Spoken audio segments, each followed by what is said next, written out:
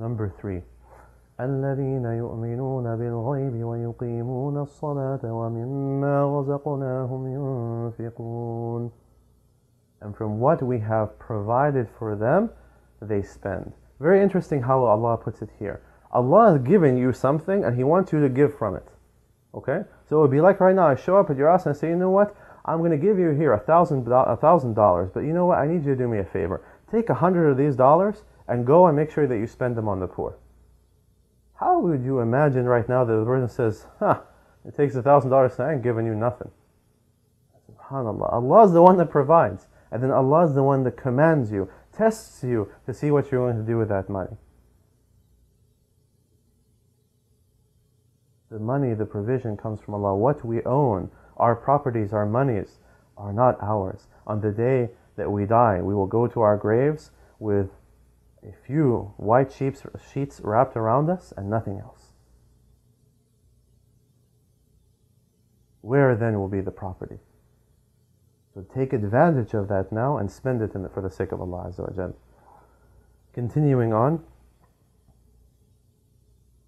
وَالَّذِينَ يُؤْمِنُونَ بِمَا أُنزِلَ إِلَيْكَ وَمَا أُنزِلَ مِن قَبْلِكَ وَبِالْآخِرَةِ هُمْ يُوقِنُونَ. The last 2 points for us to develop taqwa. Allah says, those who believe in what has been revealed to you, بِمَا أُنزِلَ إِلَيْكَ, what has been revealed to Muhammad sallallahu alayhi wa sallam, our beloved Prophet and Messenger. And they also believe in the revelations that came before. So what does this mean now, belief in this? Because a lot of people will tell you, I believe in the Quran, I believe in the Prophet ﷺ, but you look at their actions and you say, I don't see the connection. I want to give you a quick example that I hope will make sense of this matter. When you go out on the street, go out on the highway right now, and you see the sign that says speed limit 55 miles an hour. Okay? You believe that it's 55 miles an hour. But when you're going 85 miles an hour and the police officer pulls you over, tell me, if you tell him, but I believe it's 55, do you think he's going to care what you believe at that point in time? If you're not obeying the speed limit at that point in time, what good is your belief? So when we apply this example, what good is our belief in the Quran, our belief in the Sunnah of the Prophet ﷺ if we don't follow it? If we disregard it day in and day out, what good is that belief going to do for us on the Day of Judgment? And the last thing, وَبِالْآخِرَةِ هُمْ يُوقِنُونَ. And with regard to the Day of Judgment, they also believe. Okay? And yuqinun from yaqeen. They believe in it with certainty. Okay? There are different levels of belief. Okay? You might say, I believe it's going to rain today. That belief might be, as they say, 60% chances or 70% chances. But there's a difference between yaqeen, which is 100%. Just like you know death is coming. There's no doubt about that. With certainty, 100% certainty, death is coming.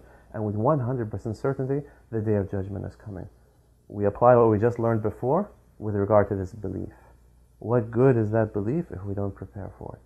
And the famous hadith of the Prophet ﷺ, when the desert Arab came to him and he said, Mata as-sa'a?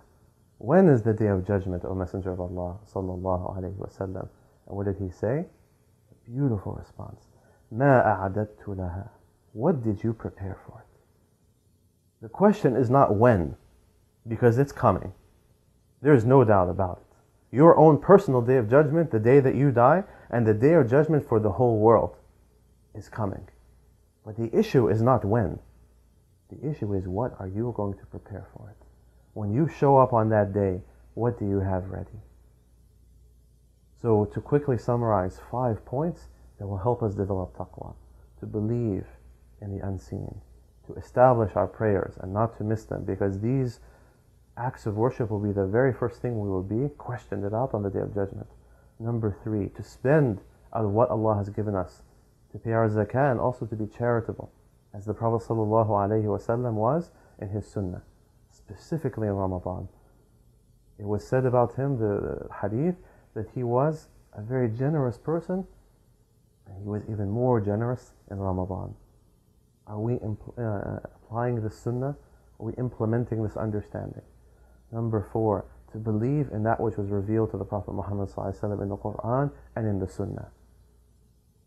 And again, that belief means understanding it and implementing it. And lastly, to have certainty, certain belief about the Day of Judgment, and that means to prepare for it. So I ask Allah Azza wa Jal to help us benefit from this lesson today and to help us be among the people of taqwa and to use this blessed month to attain taqwa and to attain understanding of this blessed book, the Quran. أقول قولي هذا وأستغفر الله لي ولكم ولسائر المسلمين سبحانك اللهم وبحمدك أشهد أن لا إله إلا أنت أستغفرك وأتوب إليك والسلام عليكم ورحمة الله وبركاته.